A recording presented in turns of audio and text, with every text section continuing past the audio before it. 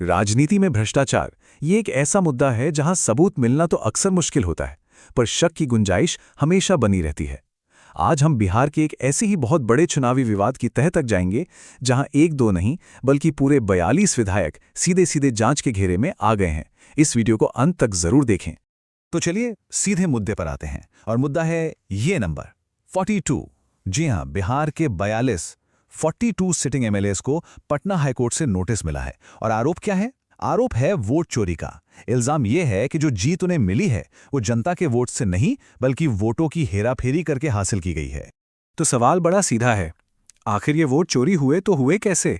हारे हुए जो उम्मीदवार हैं उन्होंने इन जीते हुए विधायकों पर कौन कौन से गंभीर इल्जाम लगाए हैं? आइए एक एक करके इन्हें समझते हैं। सबसे पहला और सबसे सीधा आरोप रिश्वतखोरी का। याचिकाओं में साफ साफ लिखा है कि चुनाव के दौरान वोटरों को सीधा सीधा पैसा देकर वोट खरीदे गए। यहां तक आ गए कि कुछ मामलों में तो वोटरों को 10-10 हजार रुपए तक दिए गए। और तो और चिकन और शराब जैसी चीजें बांटकर वोटरों को लुभाने की कोशिश भी की गई। अब जो दूसरा आरोप है वो तो शायद इससे भी ज्यादा संगीन है, और वो है वोटर लिस्ट में हेरफेर का। जरा इन आंकड़ों पर नजर डालिए। 6 अक्टूबर को बिहार में कुल वोटर थे 7.42 करोड़। ठीक एक महीने बाद 11 नवंबर तक ये नंबर बढ़कर 7.45 करोड़ हो गया। मतलब चुनाव प्रक्रिया के ठीक बीच में लगभग 3 लाख नए वोटर अचानक से कहां से आ गए? यही वो सवाल है जो इस पूरे मामले पर एक बहुत बड़ा शक पैदा कर रहा है। और फिर आता है तीसरा बड़ा आरोप, नामांकन के वक्त दिए गए एफिडेविट में गलत जानकारी देना। सुप्रीम कोर्ट ये साफ कह चुका है कि ये वोटर के जानने के अधिकार का सीधा सीधा उल्लंघन है। और देखिए, इस लिस्ट में कोई छोटे मोटे नाम नहीं है। विधानसभा अध्यक्ष प्रेम कुमार और ऊर्जा मंत्री विजेंद्र यादव जैसे बड़े नाम भी शामिल हैं, जिन पर गलत हलफनामा देने का आरोप लगा है।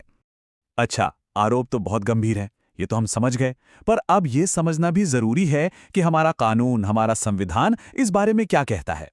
आखिर वो कौन से नियम हैं जिनके आधार पर इन नतीजों को चैलेंज किया गया है? सबसे पहले बात करते हैं हमारे संविधान के आर्टिकल 329B की। ये बहुत ही इंटरेस्टिंग है। देखिए, ये आर्टिकल कहता है कि जब तक चुनाव चल रहा है, कोई भी कोर्ट, कोई भी अदालत बीच में नहीं आ सकती। कोई भी कानूनी चुनौती देनी है तो वो सिर्फ और सिर्फ रिजल्ट आने के बाद ही दी जा सकती है। और बस यही वजह है कि ये पूरा मामला चुनाव खत्म होने के बाद अब हाईकोर्ट के सामने है।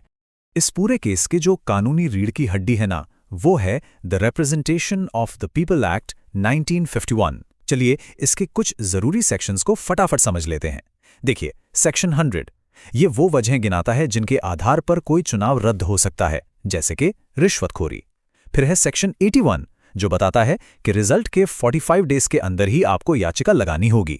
सेक्शन 83 कहता है कि भाई आपको अपने आरोपों का पूरा कच्चा चिट्ठा देना पड़ेगा। और सबसे जरूरी सेक्शन 123 जो भ्रष्ट आचरण यानी करप्ट प्रैक्टिस को डिफाइन करता है। तो अब आता है सबसे बड़ा सवाल कि अगर ये सारे आरोप सच साबित हो गए तो फिर होगा क्या? इन 42 विधायकों का क्या होगा और बिहार की राजनीति पर इसका क्या असर पड़ेगा? देखिए, अगर कोर्ट इन विधायकों को दोषी मान लेती है तो इसके नतीजे बहुत सीधे और बहुत गंभीर होंगे। 2 तरह के परिणाम होंगे। पहला है तत्काल असर, मतलब उनका चुनाव तुरंत रद्द हो जाएगा, विधायक की कुर्सी चली जाएगी और उस सीट पर फिर से चुनाव कराना होगा। और दूसरा असर है उनके भविष्य पर, उन्हें आगे चुनाव लड़ने के लिए डिस्क्वालीफाई कर दिया जाएगा। आमतौर पर यह बैन 6 साल का होता है, लेकिन इसे बढ़ाया भी जा सकता है। मतलब उनके पॉलिटिकल करियर पर एक तरह से ब्रेक लग सकता है। अब मन में यह सवाल आ सकता है कि क्या भारत में पहले कभी ऐसा कुछ हुआ है? क्या किसी बड़े नेता का चुनाव कभी रद्द हुआ है?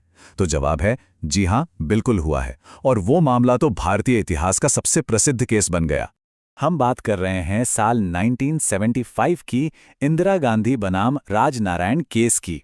उस वक्त की प्रधानमंत्री इंदिरा गांधी के चुनाव को इलाहाबाद हाईकोर्ट ने ही रद्द कर दिया था। और आरोप क्या था? चुनाव में सरकारी मशीनरी का गलत इस्तेमाल। कोर्ट ने न सिर्फ उनका चुनाव रद्द किया, बल्कि उन्हें 6 साल के लिए कोई भी पद संभालने पर भी रोक लगा दी। ये फैसला इतना बड़ा था, इतना ऐतिहासिक था कि इसे भारत में इमरजेंसी लगने की एक बड़ी वजह माना जाता है। तो ये केस हमें बताता है कि हमारी न्यायपालिका के पास ये शक्ति है कि वो बड़े से बड़े चुनाव को भी रद्द कर सकती है। तो अब आप समझ रहे होंगे कि बिहार का यह मामला सिर्फ 42 सीटों का खेल नहीं है। ये हमारे लोकतंत्र, हमारी चुनावी प्रक्रिया के लिए कुछ बहुत बड़े और बुनियादी सवाल खड़े करता है। चलिए इसके बड़े असर को समझते हैं।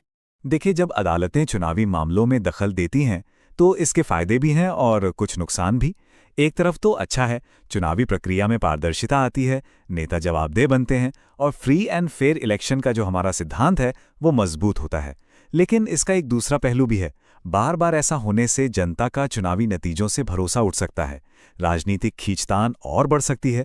और हाँ, ये रिस्क तो हमेशा रहता है कि कहीं इसका इस्तेमाल झूठे राजनीति से प्रेरित आरोपों के लिए न होने लगे। तो आखिर में हम उसी सवाल पर आकर रुकते हैं, एक चुनाव की पवित्रता को बनाए रखने के लिए कोर्ट की जांच कितनी जरूरी है और उसकी हद क्या होनी चाहिए। ये एक बहुत ही नाजुक संतुलन है जिसे हर लोकतंत्र को लगातार साधने की कोशिश करनी पड़ती है। इस पूरे मुद्दे पर आपकी क्या राय है, ये भी सोचिएगा। ऐसी ही जानकारी के लिए सब्सक्राइब कीजिए ऑल कैन स्टडी को। धन्यवाद। चलिए